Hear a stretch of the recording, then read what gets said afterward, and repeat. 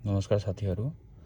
आज म हजुरलाई देखाउँछु कि MG4EB को जुन वाइपर छ उसलाई सर्भिस मोड या वाशिङ मोडमा कसरी राखिन्छ।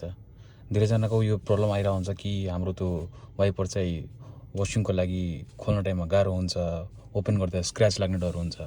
त हजुर यहाँबाट हजुर चाहिँ लाई सर्भिस मोडमा हाल्न सकिन्छ।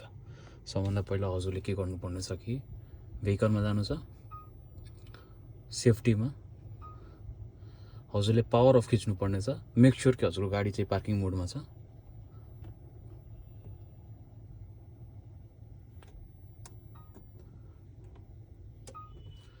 अब पावर अफ मोडमा भएपछि हजुरले के गर्नु छ कि एकचोटि वाइपरले खिच्नु छ। अब यो चाहिँ वाइपर यहीँ आएर स्टक भइहाल्छ। अब हजुर चाहिँ